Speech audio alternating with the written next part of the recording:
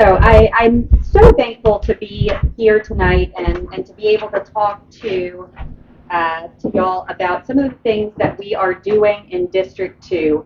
For a long time, and even now, unfortunately, District 2 tends to get ignored in conversations about Manatee County. Just so you know, District 2, we are in District 2 right now. Mixon is in District 2. So we have Onico, we have Samoset, we have Pride Park, we have Manatee Memorial Hospital out to 75, and we have Palmetto and Southern Ellington. So not northern Palmetto, just kind of up to where the roads split. So I want to talk to you a little bit about, number one, my personal history, why I decided to get involved in this crazy world, which is not always fun, and why I'm doing what I'm doing, what I've been working on so far, and what I intend to continue working on. So for those of you that don't know, I was a child welfare attorney for my entire career in the 12th Judicial Circuit, which is Manatee, Sarasota, and DeSoto counties. And so doing that job was prosecuting local cases of abuse and neglect in the child welfare system, so working in the foster care system. And I saw a whole lot of problems and gaps in that system, things that could run better, things that could cost less money, things that could help future generations. And that system, I will tell you, is extremely, extremely bureaucratic, extremely static, extremely stuck in its ways, unwilling to learn from creative ideas from the ground up. And some of the major issues that I saw were relating to substance abuse, were relating to housing affordability, and were relating to homelessness. And it just so happened that I live in kind of the urban core of Manatee County, where the most people are probably struggling with some of those issues. And so my frustration reached really a fever pitch during COVID. I saw children who were locked down in really dangerous circumstances, who were kicked out of their schools without anybody to make sure that they were okay, stuck at home with their abusers. We had people who had addictions, who were cut off from their support groups, who were cut off from their support system. And anybody with half a brain could realize what was going to happen in a circumstance like that. But unfortunately, we had people who decided to not think about anything except for this virus and its potential health consequences. We didn't have policymakers who were acting like policymakers. All they were saying is, yeah, trust the experts. The virus is too dangerous. And we even had our local officials setting curfews, limiting the number of people that we could have in our own homes. And so seeing all of those local problems and then seeing our government's response to COVID is what spurred me to want to actually try to make a change. And I was very, very fortunate to be able to run. Before the COVID era, I was either in a courtroom or I was in an office from 8 to 5, and then working on weekends prepping my trials. So I had the opportunity to have more flexibility in my schedule. I never would have been able to run had COVID not happened. So for me personally, that part was it gave me the flexibility to even consider something like this. And so I immediately, upon being elected, wanted to be effective.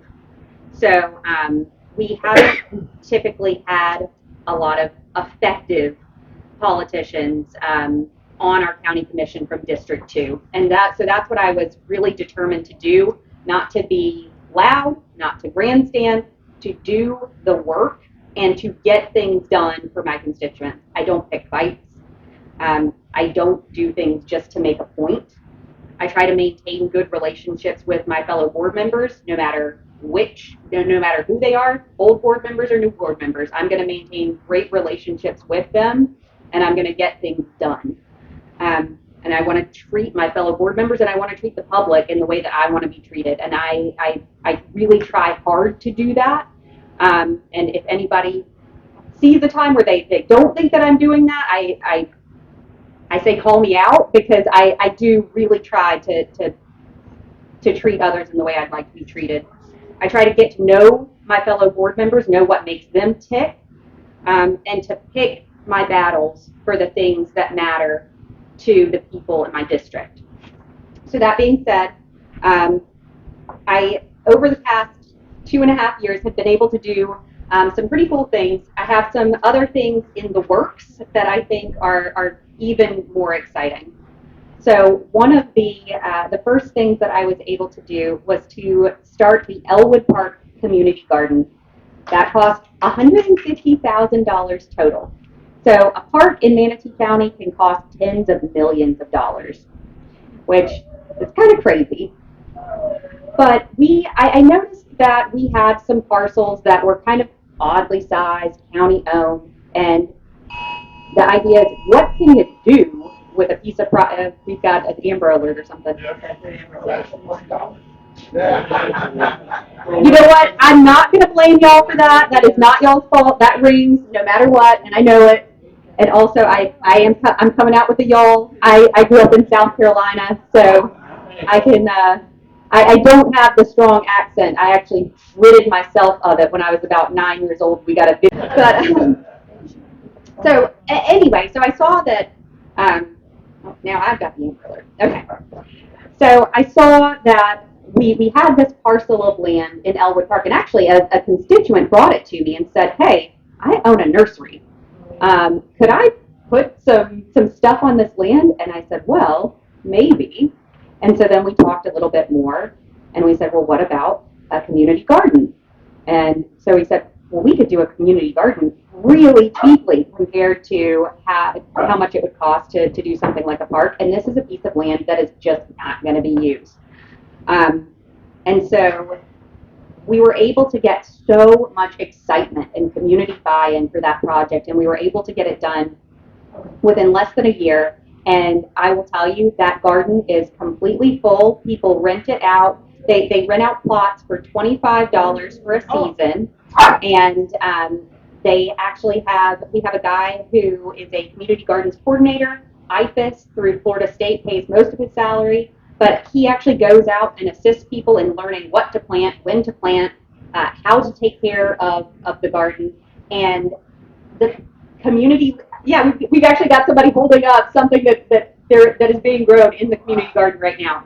So after COVID and kind of during this whole era, I noticed that so many people were not engaging with the community, and it's really easy just to sit behind a screen and to only talk to people who agree with you, or to just to yell at people. But I think that when we get out into reality and talk to our neighbors and do things that are physical with our neighbors, it makes our community stronger. And so I'm really excited to support that project, and hopefully it is the start of many other community garden projects in our community, because the other great thing about it is that you're teaching people useful skills, and you're reducing their reliance on other people and potentially on the government. If you can do something like grow food in your own yard, you're going to have a better quality of life, and you're not going to be as reliant on, hopefully, things like food stamps, etc. So I'm super excited about community gardens, and I will talk a lot more about community gardens later on when I talk about Mixon.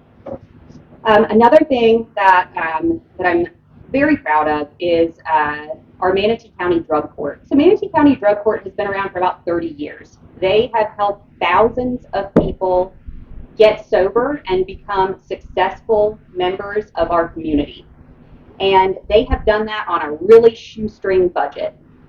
I don't know if you all know how much it typically costs for someone to go to a private rehab center. It's very expensive, but for $500,000 a year, Manatee County Drug Court helps thousands and thousands of people in our community to get sober and become successful, productive members of our community, and keeps people who could just be kind of clogging up the jail. It gets them back out into the world and becoming successful. So this is people who, they get caught with,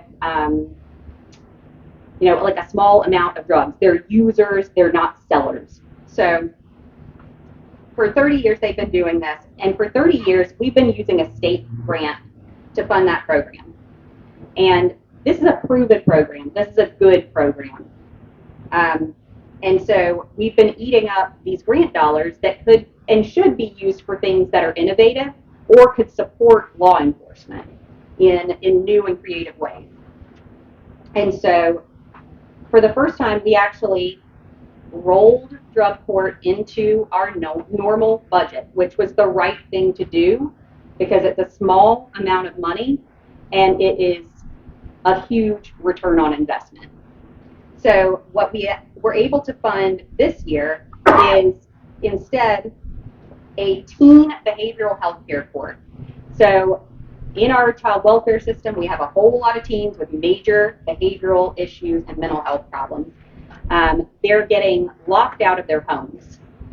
So you have they'll beat up their mom, and then mom will say, "You're not coming back home again because you're not safe. I'm scared of what you're going to do to your little brother," whatever it is.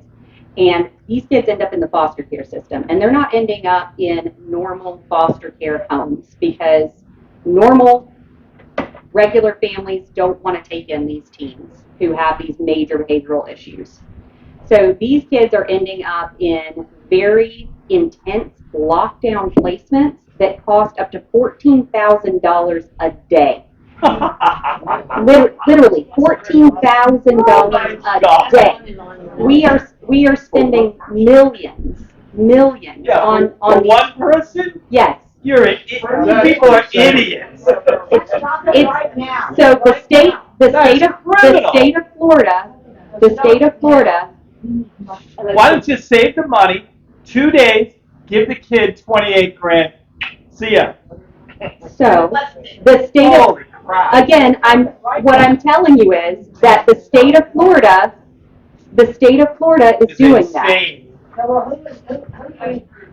We gotta stop it now. 14 grand a day. So they are flying these kids into intensive lockdown jail type programs. And what we are attempting to do is to keep kids out of the system in the first place. Because again, I obviously don't want these kids to end up in these crazy placements that are costing taxpayers millions of dollars. And those are for the taxpayers. And I will tell you that's happening. It's not a Manatee County thing. This is a state thing, a Department of Children and Families thing. So who do we talk to? Who's responsible? Who's in charge of that? The Department of Children and Families. But listen, if you don't have a so let's say someone goes into foster care, right? You don't have a family who's able or willing to take them in. They have unmanageable behaviors. They're either going to end up in jail, which is going to be pretty expensive, or they're going to end up in one of these lockdown programs, again, extremely expensive, and sometimes they cannot even find a lockdown program in the state of Florida to take these children. So they end up getting sent to another state. So again, this is all, you're talking about things that are above my pay grade, and I agree with you, but it's not something that I can, so I'm doing what I can do at the local level to affect the issues. But let me get this straight. That's $14,000 per day per kid? Yes. And that's up to. I mean, it's going to depend on the kid. It's going to depend on the facility. But yes, the state of Florida is spending huge amounts of money on a very small number of kids. That's ultimately what I'm telling you. That's somebody's pocket. And so, what we are trying to do is to say, whoa, parents, you can't kick this kid out. You need to keep this kid at home. We'll give you 14,000. We will give, no, absolutely not. What we will do is we will provide counseling immediately. So there are waiting lists right now, 6 to 8 weeks. You say, I'm in crisis, I need help, and they'll say, okay, sorry, that'll be 6 to 8 weeks. Hopefully you don't get beat up again in the meantime. And so then that's when the parents say, well, I'm not taking that kid back home. And so what we are able to do for a much lower cost, $100,000, is to offer these families immediate access to counseling and treatment, preserving the relationship, preserving the kids at home so that they're never entering the foster care system, so that they're not escalating placement after placement after placement, so they're not ending up in a placement that's costing the state of Florida thousands of dollars a day. How So does the Guardian Ad Litem program work with this? the Guardian Ad Litem program does work with every child in the foster care system, yes. So absolutely they do. Okay, there are violent teenagers. Yes, there are. They can't stay at home. Yes, Why can't we have a building We- and go visit the kids there? we have that. These are the types of programs that are costing thousands of dollars a day. I agree with you that it shouldn't. I agree that it's crazy. And the state's paying for this? or- Yes, the state. This is the state. What's the diagnosis? What's the diagnosis of the children? What's it all about? There's all kinds of diagnoses. I mean, everything from schizoaffective disorder to conduct disorder, which basically is conduct disorder is they don't diagnose children as sociopaths or with antisocial personality disorder, but conduct disorder is what they would call the precursor to one of those disorders. But typically it's basically saying that this person doesn't have a conscience. So there's no mental health help? That's what we're trying to offer, again, before they reach that point. Yes. How does Sandstone figure into all of this, and have they gotten any more funding? No. It's the same everywhere. This is not a Manatee County problem. This is an everywhere problem. Oh my God. If I could just, I need to interject something here. When we have a messenger It's a messenger. who's giving us information, that it may very well just piss you off. But that is no reason for us to jump on the messenger who is not her place to try and change. It's up to us to know this information so we can act on it reasonably. I am going to ask you in the future, please do not berate those who have come to give us information, even if we don't like the information we're being given. Thank you. Thank you. Yes, sir. Kids come from dysfunctional families. Very much so. Yes, they are coming from dysfunctional families. I believe about half of the children are coming from failed adoptions. So, as in, these children have been through immense amounts of issues and trauma to begin with. They've been through the foster care system. They got out. The families thought that they were doing, the right thing, adopting these kids, and then they get in a situation where the behaviors are so severe that it's just unmanageable, and the adoptions fall apart. So yes, most of these children are coming from extremely, extremely dysfunctional environments. There's also an effort now to try to figure out what is going on with some of these children. Is this a result of drug exposure in utero, or some of these longer lasting effects of fetal alcohol syndrome or neonatal abstinence syndrome, so the drug exposure in utero. So there is an effort to figure that out right now, but there has been a very extreme increase in these children with really severe behavioral issues. Yes, Margaret? Is it like a sudden explosion in the last couple of years? Yes. Yes, it's gotten much worse over the past couple of years, apparently. Particularly, it could be that, it could be the whole COVID era. Yes. Jeff, Yeah. your minister gave a 3-week sermon on, starting 2010, on why there was this increase in behavioral problems in children. It all has to do With these? Here, they can start selfies. Yep. I agree that that has a huge impact. But this is, he found out how once 2010 came, and whatever, it's reversed from camera or something, you've seen it. Yeah. And the rapid incline of behavioral mental health issues. Yep. So we have learned from that with our children today. 100%, and I will tell you, for my own children, there is absolutely zero phone time, absolutely zero tablet time. We are ridiculously strict about that stuff because I believe very, very strongly that it is linked to some extremely bad outcomes for children, especially when they're exposed at an early age. Yes, sir. Georgia these have work farms and ranch. So, They have work except for physical teaching. and unfortunately, we had at one time we had the Florida Sheriff's Youth Ranch locally, and it was a wonderful program.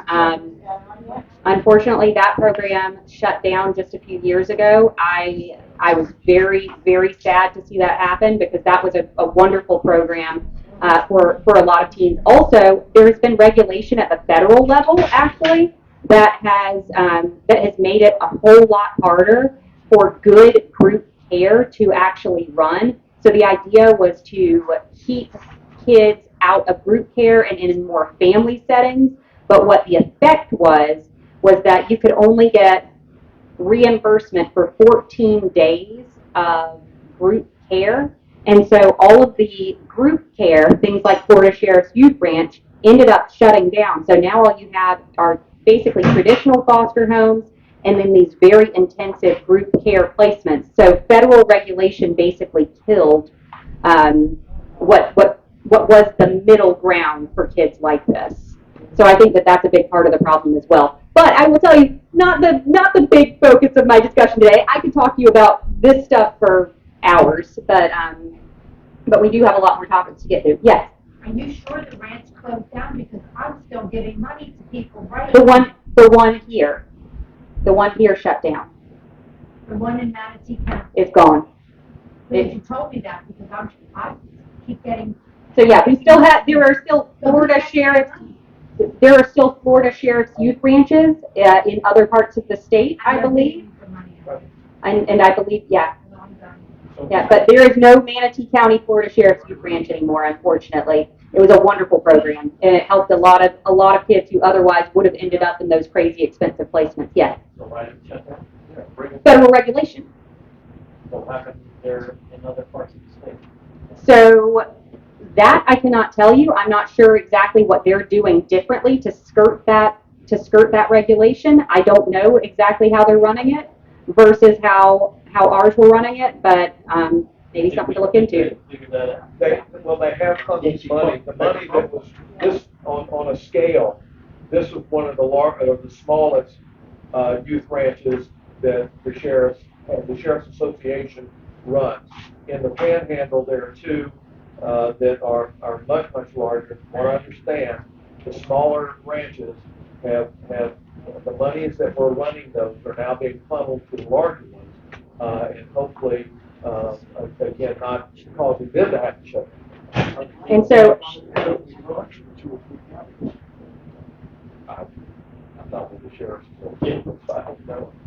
and again, all I know is what I was told is that the federal regulations on group care, the fact that they could no longer be reimbursed after 14 days were what shut down programs like Florida Sheriff's Youth Ranch in Manatee County. So, again, that was a middle ground that no longer exists for a lot of kids. So, but what we are trying to do, to the level that we can affect things here in the county, small changes, using grant funding, we're attempting to catch these cases early, make it preserve the family unit from the get-go so that the adoption doesn't fall apart, so that the kids don't end up in foster care, and so that ultimately everybody saves a whole lot of money and the kids end up with a better outcome as well. So, I'm going to move on from that one. Children's Services Advisory Board. There is a Manatee County millage for services for our most vulnerable kids. That was voted on probably 30 years ago, and it's been paying for programs for children and teens in Manatee County ever since. So when I came on, I brought attention to the fact that our tax dollars, which were meant for these at-risk children, were in some cases being used for illegal immigrant parents whose kids had been removed for abuse and neglect. I don't think that there was ill intent there. I think that there was just nobody actually looking and saying, wait a second, why are these taxpayer funds being used for illegal immigrants who have been adjudged to have abused or neglected their kids? So I got the contracts changed so that we're no longer doing that with those taxpayer funds. I also, last year, ensured that taxpayer funds from our Children's Services Advisory Board did not go to Also Youth. Also Youth is an LGBT organization, and they were intending on using that funding for gender-affirming counseling, which could potentially send our youth in Manatee County down a path of medicalization and transition. So again, if there's somebody private that wants to fund that kind of stuff, that's up to them. But our taxpayer dollars should not be used to confuse these teenagers and send them down a path of transitioning their bodies and telling them that the way that God made them is wrong.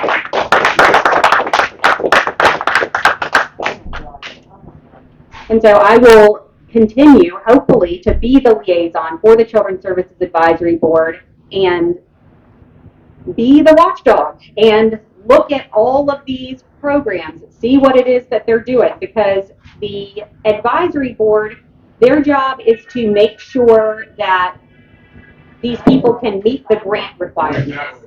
It's our job to make the policy decisions about whether this is an appropriate use for taxpayer dollars. And so I'm excited to continue to do that. When it comes to our libraries, I've been able to make an impact.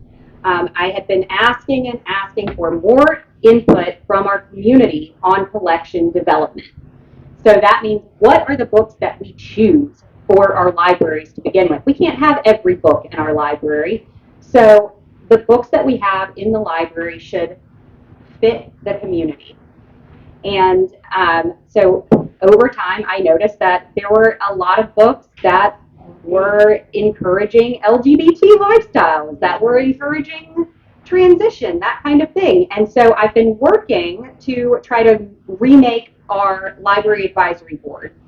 Unfortunately, found out that we are actually prevented from doing so, and we have to address it at the state level.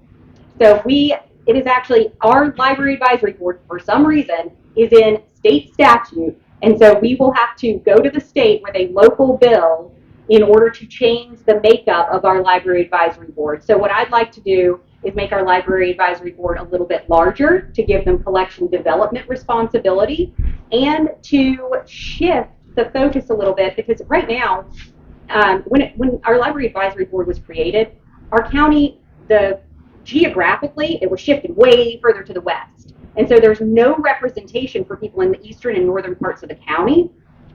And there's no representation for people who have a big stake in how our libraries run, like parents or people who are potentially homeschooling. And so I'd like to add those positions to our library advisory board and give them real responsibilities, because right now it's just kind of a checkbox. And so I want our citizens to be involved and to actually to have a voice in the way that our library runs and the books that we pick out. I told you I noticed the transgender books in the kids section, so I actually had those moved out of the children's section to a parenting section so that kids don't get access to those books without parental knowledge. And I will tell you, when I when I brought up these library issues, I was absolutely attacked over and over and over again by liberal media and by Democrats. And so I've tried to work quietly. I've tried to work collaboratively, because I was kind of ripped apart, made out to be someone who was anti-intellectual, who was anti-learning, who wanted to, take these opportunities away from children, which is, it's so unfortunate because that's the exact opposite of what I am. I absolutely love libraries, and that's why I want them to be robust, and why I don't want these corrosive ideas pushed on our children. I want it to be a place where kids can go to learn and to blossom, and where families can feel comfortable that the books that they're going to get are going to be things that are going to help their children develop into intelligent and well-rounded individuals, not push them into a radical ideology. So the other things that I've been working on with regard to libraries is getting us a bookmobile. So when I was running for office, I did find out that there was a library in Lakewood Ranch, and it had taken a really long time to build, and it had cost a lot of money. And I knew that in my district, people wanted more access to libraries. And because in my district there is one library, and it's in Palmetto. So in this area, we are over 4 miles from the nearest library. And so for a very low cost and much quicker than you could potentially build a new library, we are bringing the library to the kids that need it and to the adults that need it. And so instead of tens of millions of dollars, we're able to do that for under $500,000. And so again, and it's not stuck in one place. It can go to the places where the kids are that need it as quickly as possible. We are getting the bookmobile. It is still not up and running yet. These things, unfortunately, take a whole lot more time than I thought they did, but we're working on it. So the next, yes, sir? I have a question. Yes. There used to be a bookmobile a long time ago. There was. Because before the island library and all that, so when there was a central library, that was it. Yep. I always went along with all the other places. When did that stop? That was a great idea. It was a great idea, and it shut down during the recession. Yep, they got rid of it during the recession. Yes. To go back one paragraph, when you were talking about trying to get the correct mix of literature in the library. Mm-hmm. Can you tell us if you had any opposition on the current county board, and if so, who they were? I will say, so We sort of need to know. sure. So let's say we have 3 new commissioners, so obviously there's nothing there. Commissioner Ron was supportive of my efforts. Commissioner Bearden, I believe, was supportive of my efforts. Commissioner Cruz, I think he didn't want to, I think he feels very strongly about free speech. And I think that he felt like it was curtailing free speech. And so I don't think that he was as supportive of those efforts. So that's, and he is now the chair of the library advisory board. So I was removed. That was the one advisory board that I didn't get back that I wanted. But Well, I'm in District 3. How did Tal do? Can we help you? he's brand new, so we haven't worked on any of that together. So we'll see. Yet to be seen. He's only a little bit newer than you. Yeah, but it's just I guess we can ask them. it's not a topic that has been brought up since he came onto the board. You'll be here in 2 weeks. Quizzing for salary. I cannot quiz him myself, but y'all can. Okay. Yes. Is the advisory board meeting again yet?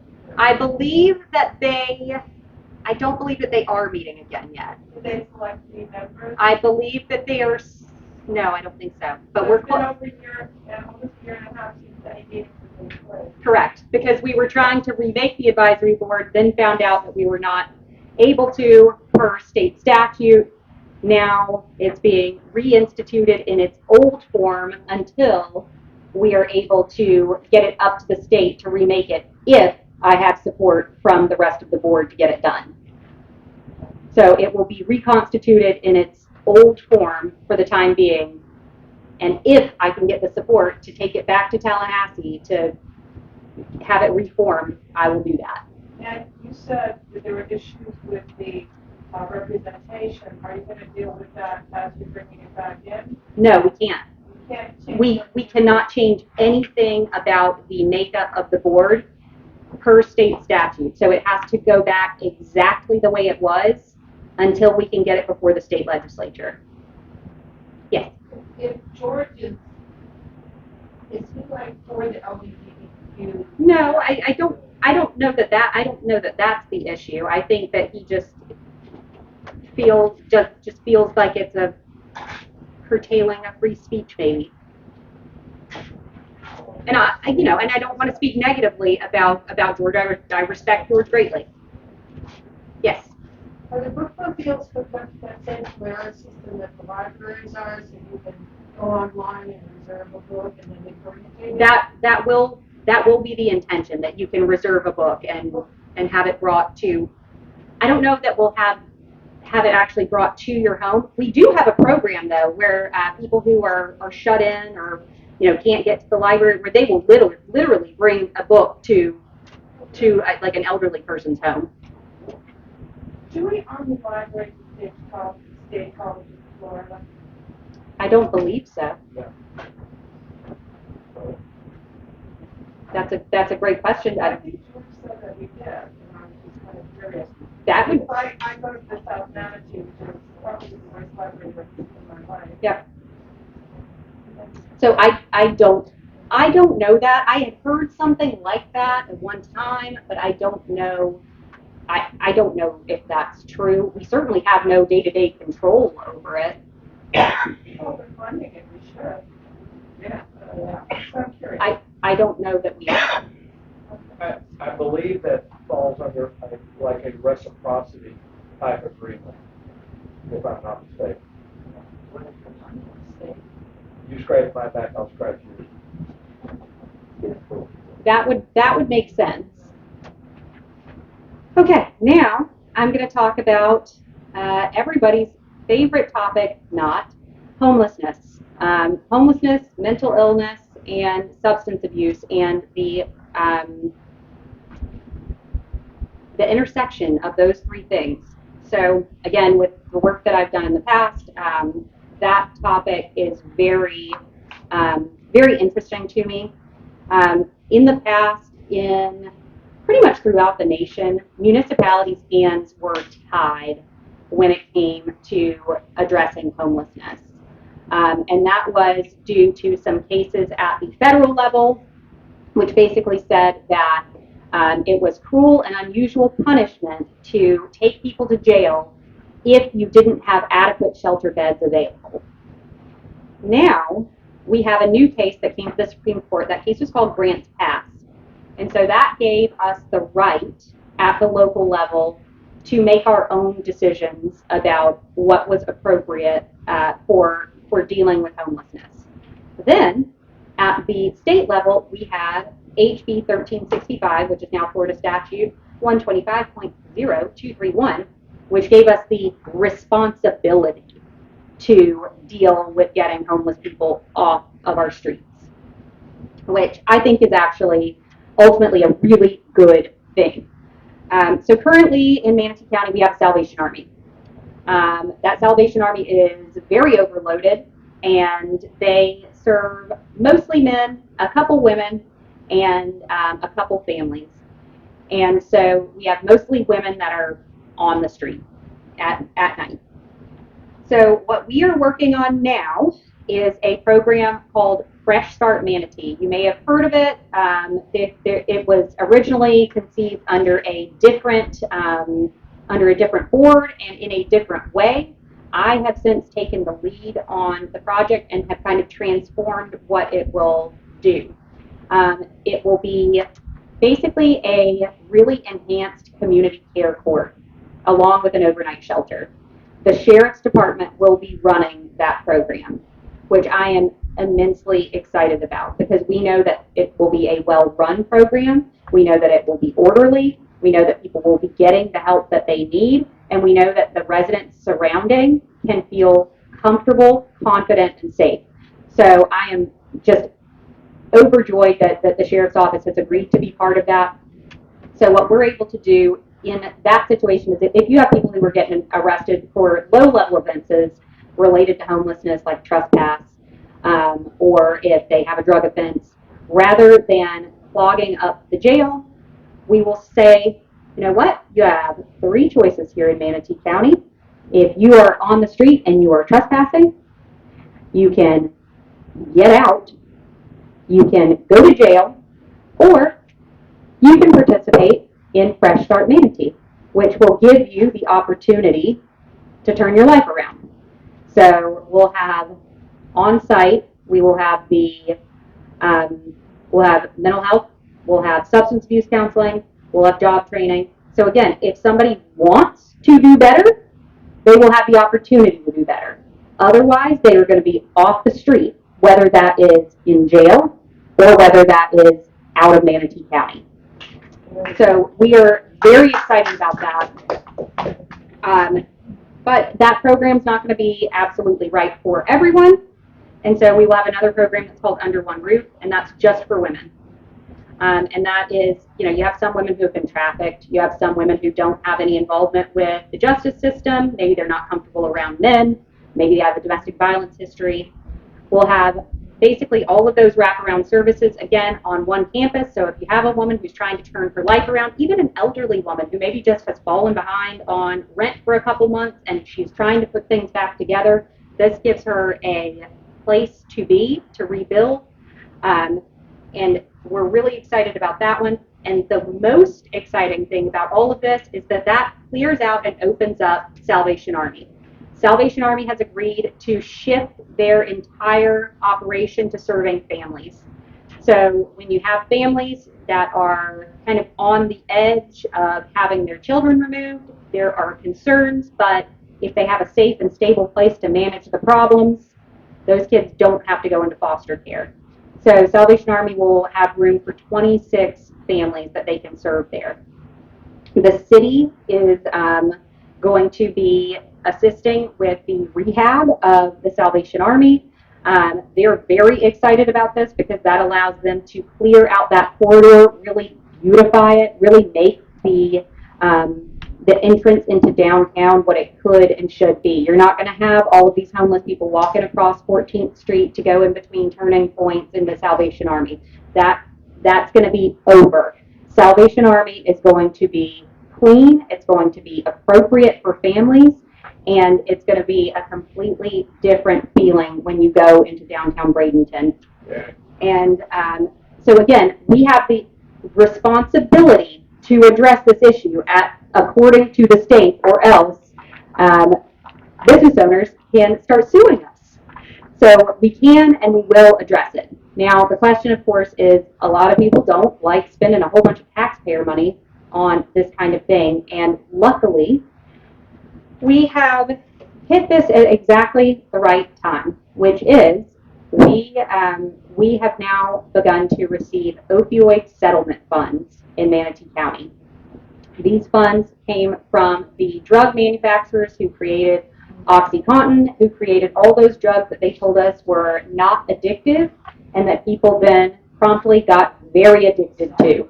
So we have received those settlements. We are required to use that funding to alleviate the problems that the opioid epidemic has caused in our community. And so that is what we're going to do. That's how we're going to fund the build out of these programs, not taxpayer dollars, instead these opioid funds, which have to be used to alleviate the problems that drugs have caused in our community. And we all know that a lot of these people who are on the streets long term in our county do have substance abuse problems. Yes, ma'am.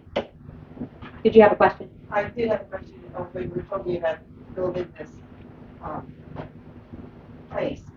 Have you determined a location for this? We do have a location. I will tell you it is. I don't want to say specifically quite yet. It will be in the Samoset area. It is in an industrial area. It will be. It's truly the perfect setting for this location. It's not plopped down in the middle of a residential neighborhood.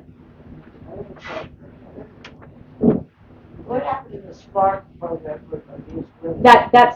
So Spark is in Sarasota County. We have Hope Family Services in Manatee, and that's a wonderful program. Still exists, but if you don't have a history of domestic violence, that's not a program that you can participate in. Yes. No, not duplexes. I don't know where the duplexes are that you're talking about. It got me interested though. No, in short order, I'm hoping that it will be public knowledge. Okay, so one more program that we're working on. Well, before you go to another program, I have a serious question. Sure, absolutely. So it wasn't an unfunded mandate because it's funded by these courts. Well, it was an unfunded mandate, but we can choose. So other communities may choose to spend their opioid dollars on DARE programs. They might choose to spend, they might say, we're going to fund a DARE program in the schools for the next 30 years, and that's how they use their programs instead of kind of frittering it away on small amounts for different things. What we're doing is we're using a really targeted approach to potentially make a really generational impact. And the recipients are going to be women and children. No, the men will participate at Fresh Start. Yes. Comparing Fresh Start to the previous program where you were talking about children at $14,000 a day, Fresh Start, what is the anticipated cost per day? Sure. So we're anticipating, so it will be partially based on a program that they have up in Pinellas County. It's called Safe Harbor, which is also a jail diversion program run by the Pinellas County Sheriffs. So their jail and our jail cost about $120 a night for their Pinellas for their Safe Harbor program. They're able to cut that number about in half. So approximately what, $50 to $70 a night. Well, I'm still confounded by the difference between those numbers and $14,000. Again, that's something that you're going to have to talk to the state of Florida about, and the Department of Children and Families, and their high-end placements. You're lucky to have the place in Florida that will accept it. They don't always, and that's part of the problem. So I think from California, they will not put somebody in a place that they can't walk out of. So The only way that happens is through arbitration.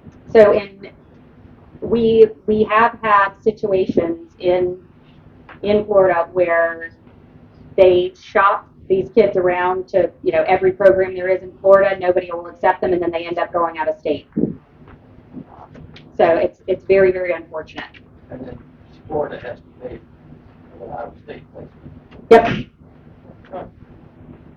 What is the age group for those kids, and once they turn 18, they have their? So that's really going to be up to Salvation Army, exactly how they want to run that program. So the family program, that's going to be for an intact family. So, a family with parents and children together. And if Salvation Army wants to keep, the family intact up to age 22 or 23, that's going to be their prerogative. personally think that that would be a smart way to run it, not kick the kid out of on the street, the minute they turn 18. But I guess theoretically that could happen. I just don't think it would be a very good thing. Yes, sir. The average age, is like 16 to 18. The kids that end up in high-end placements. Yeah. Probably 14 to 18, probably. Old enough to be big and potentially physically dangerous. Yes.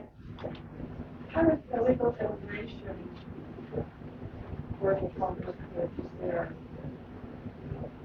So that is something to consider, and I think it's something that's going to have to be part of our contracts. Is that our tax dollars are not going to be used for illegal immigrants. That's something that I've kind of tried to root out at every level of county government. Is when these funds go to a nonprofit, which sometimes is appropriate, to ensure that they're not being funneled to people who are in this country illegally. But you still might have people who are living on the street that are illegal immigrants. That's true. What do you do? I mean, you can force them to leave. I guess you could call ICE. There are options out there, I suppose. But I mean, ICE can only move so quickly. Yes. Are we putting people in these programs that aren't residents of Manatee County? People that come from they're homeless? That is absolutely not the intention. Anybody who is coming from elsewhere, the first order of business, and this is going to be in the contract with our providers.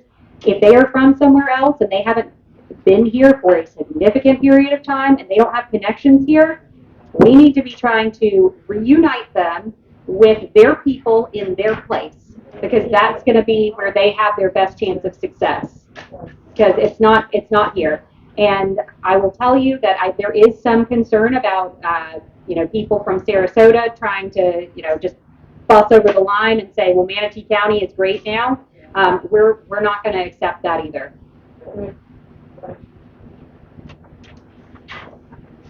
Yes.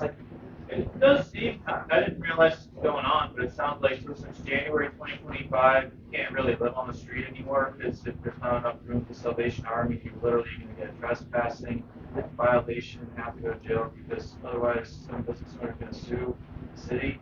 So it doesn't seem like it's kind of like really sad for all the homeless people. Like, where are they supposed to go then? Go to jail? It is sad, and I don't want them to go to jail. I want them to get help, which is why we're using our opioid funds in this way.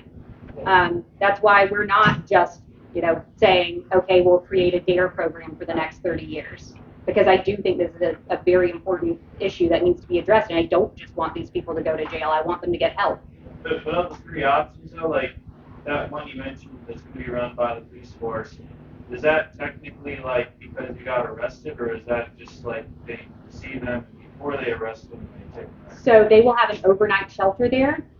So overnight shelter, and that's for people who haven't necessarily committed a crime, but they're just on the street. And then the program, which hopefully people will participate in, is for people, is jail diversion. That's for people who have actually gotten themselves into trouble. But I don't think they're going to deny someone who, is on the street and says, I want to participate in Fresh Start. Yes. But again, that technically, I guess, is up to the sheriff's office. Is there a distinction between just homeless and our veterans that have PTSD and all? Are the veterans getting a different type of help and going through a different type of place? They will. And so I'm sure that you've heard about Tunnel to Towers. So that program, that has broken ground. Right now, I believe we have somewhere in the neighborhood of 35 homeless veterans in Manatee County. The Tunnel to Towers program will be able to accommodate 122 veterans. So that will accommodate every literally homeless veteran who wants to get off the street, as well as many people who are just kind of struggling or on the edge. So you have programs for the different children, the veterans, the older people, and the illegals just get to go to ICE. The illegals, what happens to them? Well, I think that's a great question because, you know, it's going to be kind of a balancing act, right? You know, I don't know how many illegal families we have on the street. I don't know how many illegal women we have on the street. I don't have the answer to that, to those questions. But typically, if there's someone who is illegal who's committed a crime, they're going to get put on an ICE hold now. So they're probably going to be funneled to jail rather than to Fresh Start. When you say crime, but once they're illegal, they're already criminals. I mean, Exactly. so they get arrested anyway. I hope. I mean, But there's an option for voluntary deportation. Sure, and hopefully people will take that option. Yes. The opioid fund, is that one-time payout, or is that? No, it's over time. So it'll be over about 18 years. So it does make these programs fairly sustainable for a significant period of time. But we do, even on this front end, have to figure out how to make them sustainable 20 years down the road. So we are absolutely thinking about that, even though we do have a funding source for a long period of time. So I do want to talk about the most exciting thing that I am working on right now, and that is preserving a piece of Manatee County's legacy. The future of Mixon Fruit Farm. So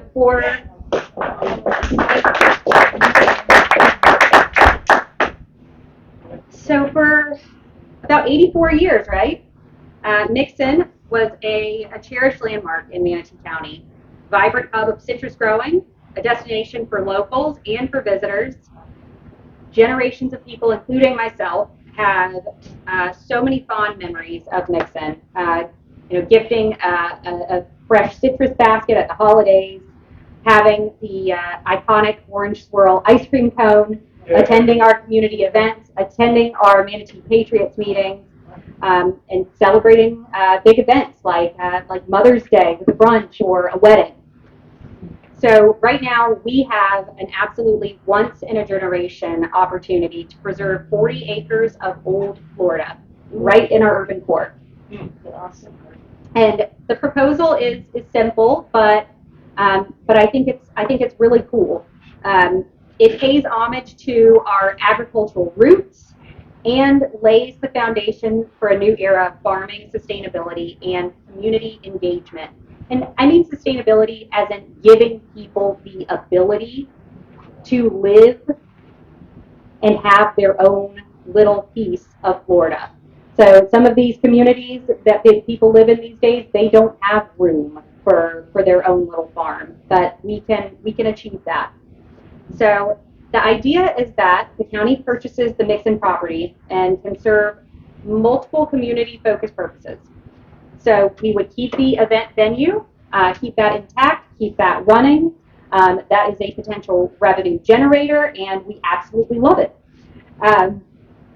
That would be available for private rentals. We would have a large community garden, so similar to what we have at Elwood Park. Individual plots, and also hopefully have a little bit of kind of a learning garden that you could bring kids out for field trips, that kind of thing. I'd love to have or preserve a little playground. We've also talked about having a little bit of stormwater on site. We all know that there is some flooding out on 27th, that if we could mitigate somehow on this site, we'd love to do it. But the centerpiece of this portion of the project is the creation of some really small-scale micro farms, so agricultural leases. So this would be on parcels that are 1 to 2 acres, and they would be rented at really affordable rates to beginning farmers. So people who want to get involved in agriculture, but maybe they don't have the money yet to buy their own piece of land. So this gives them that opportunity to actually farm a small parcel right in the urban core, sell on site, and also I think on the weekends we could bring out other agricultural producers and basically have a giant farmers market every weekend. And so that limits, we have some food deserts in the area, and so that gives people the ability to shop local, eat local, and gives people who want to be involved in agriculture the opportunity to do that in a great way as they're starting out. And so we would hope to seek some sponsorships from some established farms and local businesses to actually fund the development of the micro farms. The county will fund the purchase of the land, and but to get this going as quickly as possible, I want as much community buy-in as possible. I would love to have the Farm Bureau involved. I'd love to have some of the 4-H clubs involved. I think that we can do so many great things on the site. So eventually, and I say eventually because this part costs a lot of money, we would like to transform the store into a community center and library.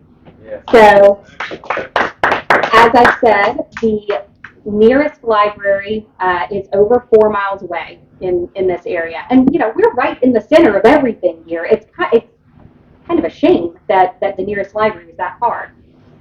So the library and community center would also have a kind of a homesteading kitchen where we could have classes on nutrition, on historic Florida cooking methods, homesteading things like canning, pickling, all of those kinds of things we could hold right here. Again, helping people to learn to do new things and to become self-sustaining. The other thing that I would really like to have is a little history room focused on the history of the citrus industry in Florida and specifically Manatee County. And I'd love to have some of the Mixon's kind of artifacts, etc., on that site, and maybe also have a partnership with Tropicana and have some of their artifacts there as well.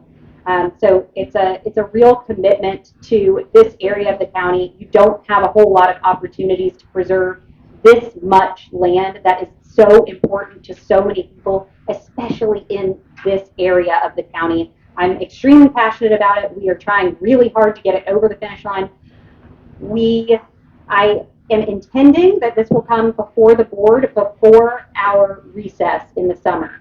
So stay on the lookout. I believe that it will be on either a May or June meeting to vote on the actual purchase, and then we will go full steam ahead in actually trying to get these micro farms and community gardens built out and start raising money for the library and community center. How many commissioners are on board? I don't know because obviously Sunshine Law, I can't really talk. You kind of fly blind on these things and hope that other commissioners get on board. And so that's one reason that I'm talking about this today and in every public forum that I can, to be honest, because I want the community to let the commissioners know how important this preservation effort is and how something like this is such a game changer for District 2, for this entire area of the county. We have so many times felt left behind, felt forgotten about, and this is going to be, it's really going to preserve the legacy of the Mixon family. It's going to preserve the legacy of agriculture and create a whole new opportunity, a whole new generation of potential farmers. And I've been saying ever since I was elected that I wanted to try to say what can we do tangibly to say Manatee County supports farmers. How can we tangibly do that? And I think that this is a good start. So yeah. Yes. We're going to need everybody to call the county commissioners. We have actually had most of them come here. for this purpose of going through and showing them everything. They said that we need to have at least 4 on board when they vote. And I think we do, but you never know how that goes. But we needs more than just us calling. And then when it does go before the board, we need to get as many people as we can. Yes. So that they know it matters to people. 100%. So that's one of the things that I think is extremely important. And you guys have a great mailing list. And so once we find out that it's on the agenda, we really need to kind of rally the troops, make sure that people show up, let the commissioners know that this is very important to us. Yeah, I'm ready to make it happen. I'm very excited about it, and I hope that y'all are too. Yeah. Yeah. Yeah. All right. Anything else? Yes. Totally unrelated topic. Okay. What are your feelings and thoughts about the retooling of the Manatee County Republican Executive Committee by the Florida GOP? Well, I think that it had fallen apart. Things were bad. I think that they were heavy-handed. I think that they were too heavy-handed. I don't necessarily, They being? the RPOF. Okay. I don't necessarily appreciate the way that things were done, but at the same time, it was really bad. I mean, we couldn't get through a meeting. Everybody was at each other's throats. I mean, it was, I just found it so sad and unfortunate to see, to go from winning everything, and, we should have been on a path where we were united and doing so well, to then our REC completely falling apart and losing 2 school board seats in 2 years, and because of infighting. And so that, I think that the fact that we ended up in that situation in the first place is unconscionable, but I do think that the state was too heavy-handed. Yes. So when the Salvation Army spread where the hotbeds go? So hotbeds will go to Fresh Start as an overnight shelter. So they'll have an overnight shelter component.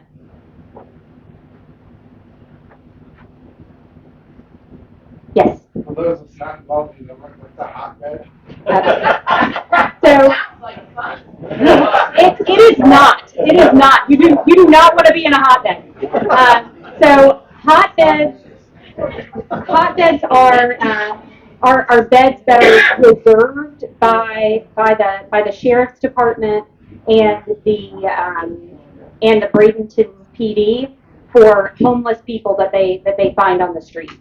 And so basically they have a certain number of beds, I think it's 10, that are reserved for people that they find on the street and that they want to, get help.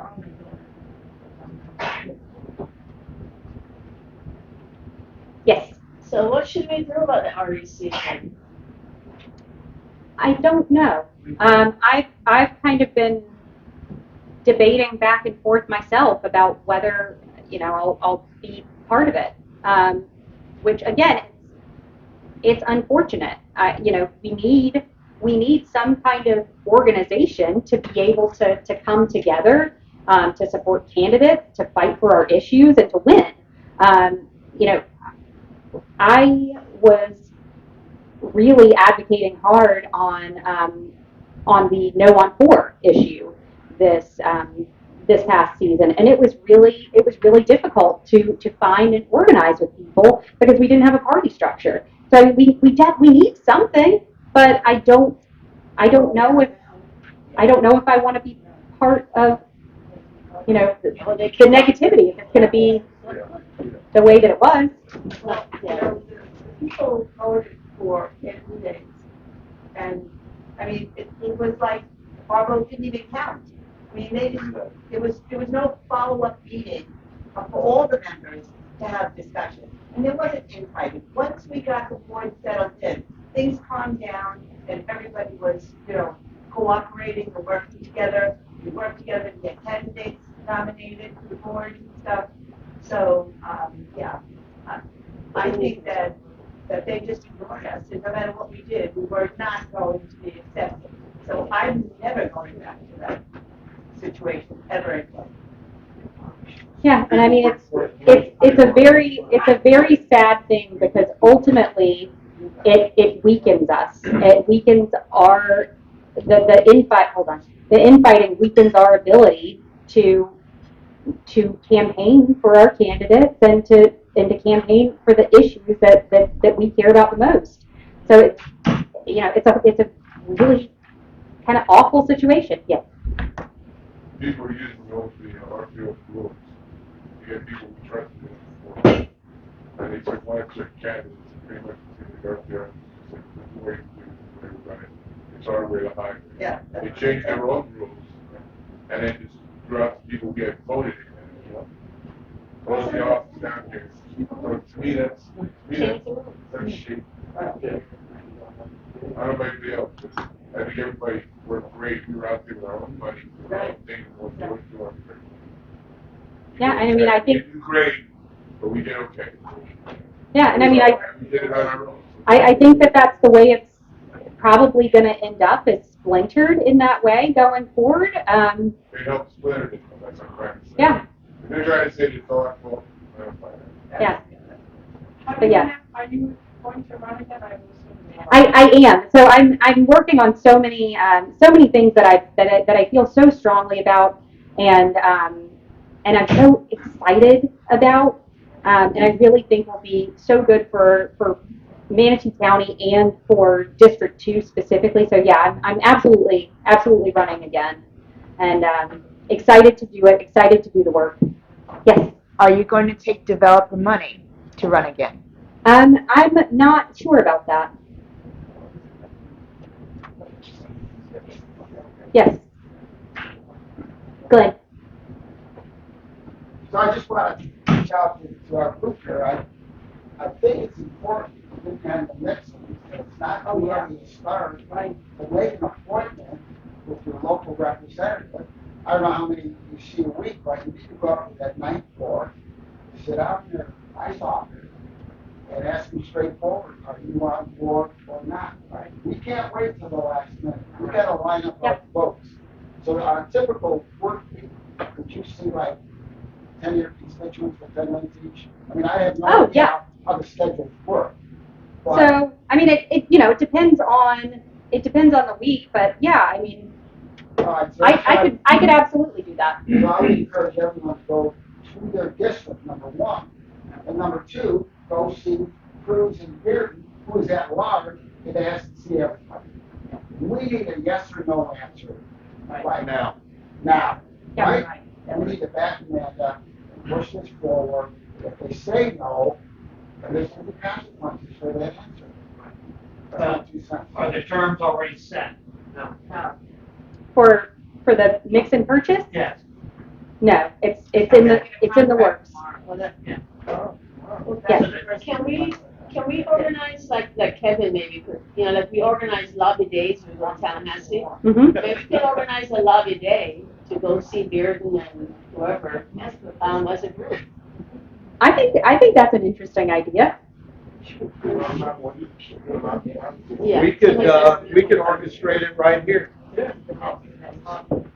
Give them each an hour to come in here and give them snacks. I mean, we could make because there's guys who are not necessarily. Well, Cruz is okay. We can deal with it, but like the Bearden, it needs to be maybe one person makes the appointment with him, so he thinks it's one person coming, and then 20 of us show up. I think that might make some people uncomfortable or upset. You would excite him. Well, he's the The right way. I mean, in a bad way. Yes. Elliot still is with the tourism. Is he still on board? I believe that he is very interested about the potential of agritourism on the site.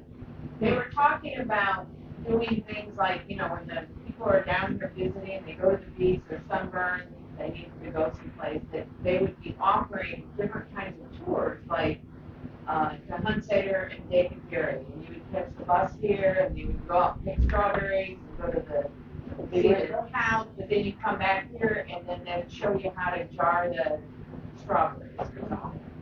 So it might be Paradise Ranch and the Lipizzan horses, but they would offer things from here. That's what. Yes, and yeah, I think it's an absolutely wonderful idea. And then until we get that part, I mean, honestly, something like that, like canning or something like that, we could literally do right here, you know, before we even build the library.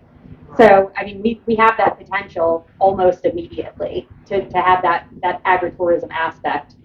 And also, you know, you have people, if we're bringing in buses of people who want to go to Hunstaters or who want to do whatever else, you know, they can walk around and check out these micro farms and, you know, potentially buy some microgreens or some honey or whatever it is that they're selling on site. Is the library going to be funded by this activity?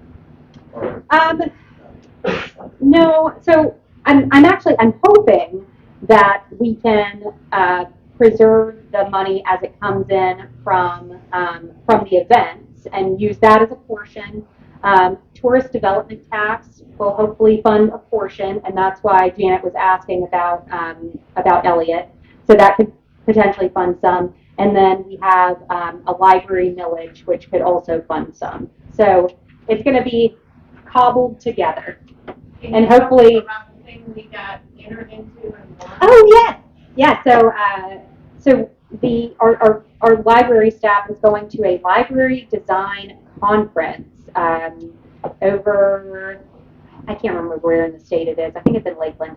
On I think May the 8th, and they entered a contest to a library design contest with the concept of Mixon's, and they actually won. Their entry won, so we get to work with a whole bunch of architects and folks at this conference next month to have some schematics made up of the library site. So super exciting, and it'll get us an early start for free, which is wonderful. Yes. So will this building be demolished and then start from ground up, or how's that going to work? We're unsure. So I initially said I want the building itself preserved and to retrofit it into a library. I still would like to do that, but ultimately it's going to come down to what's more economical, because some of the building staff have said that sometimes you end up with more trouble and more money trying to retrofit than starting over. So it's going to ultimately come down to what's faster and cheaper. Yes. I took my notes, but do you have like some sort of document to lay all this out for Of everything that I'm working on? Well, that you were just talking about, like I wrote down stuff here, but for me to share with other people.